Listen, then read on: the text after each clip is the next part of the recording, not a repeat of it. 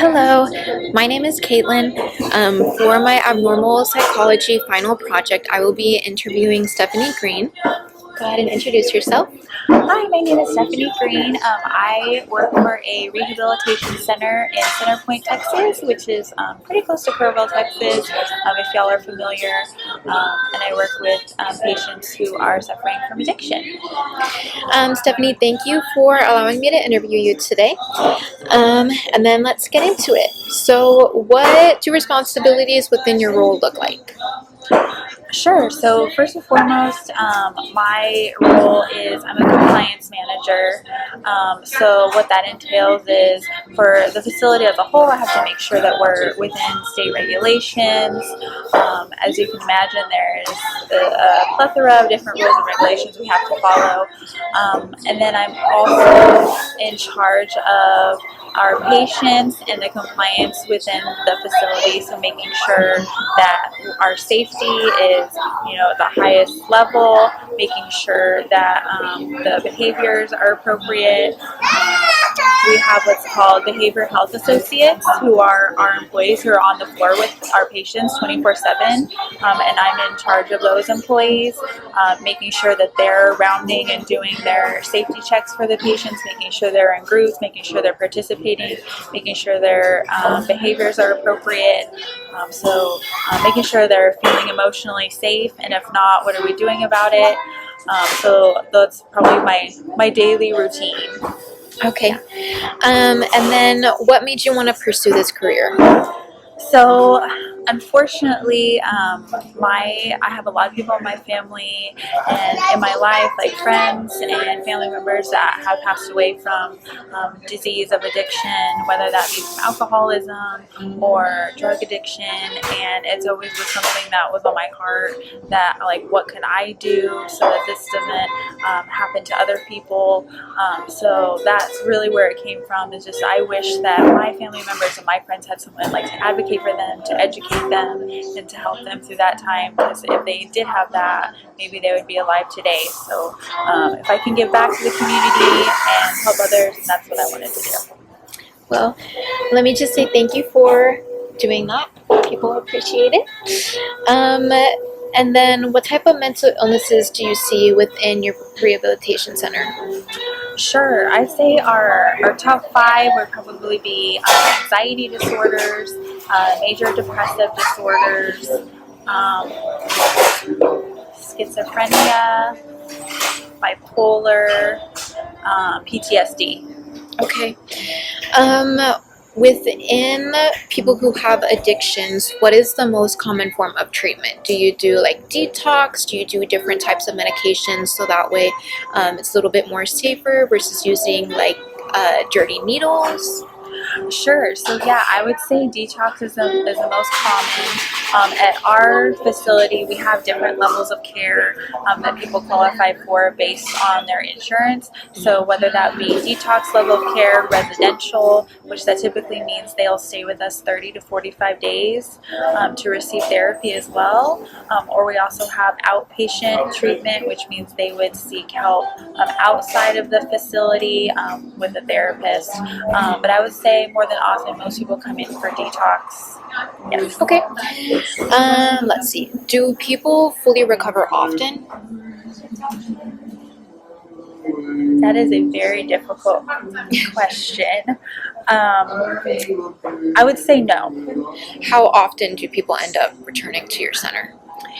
If I had to put a percentage on it, I would say fairly high percentage, unfortunately.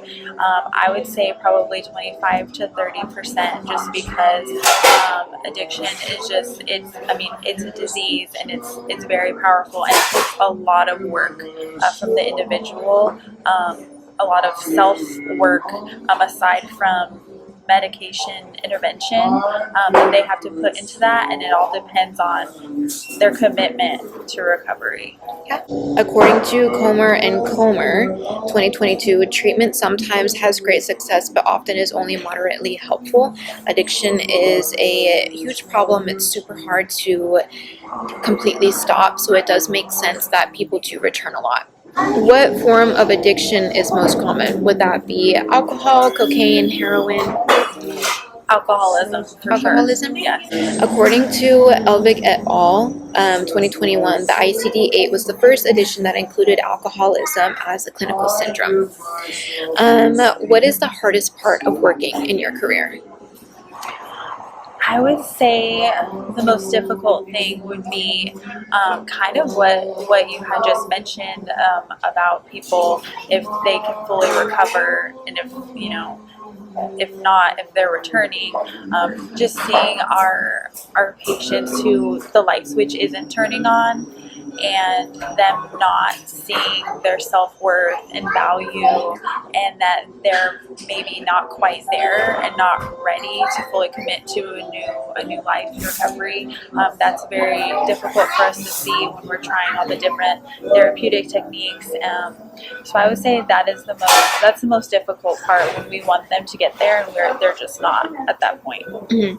According to Finch and Groves, 1983, caring is a concept of the human experience containing care and feeling concerned with the well-being of others. So you definitely have to care for others to be able to work in a mental health field. What's something you would implement in our community to help with the addiction? Do you think it should be more preventative programs, more counseling centers, more hotline centers? Yes, I absolutely, all of those that you mentioned. I also think that education in schools would be, I mean, just amazing to actually have a class, not necessarily middle school, but I would say starting in high school, talking about addiction and how it is a disease, and getting, you know, our youth now to have it like open their eyes that this is a real thing, and it really is something detrimental to your life. If you are struggling with it now, you can get a grasp on getting help now before it, you know, can take over your life.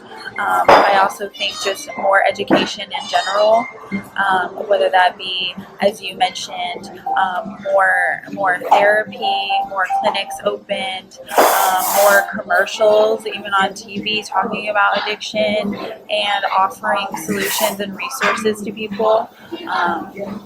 That would be extremely beneficial. So I have a few questions about the center itself. Within your center, do you see more men or women? Men, typically men. Men? Yes. And then what's about the average age of those in rehab? I'd say between the age of 30 and 40. Really?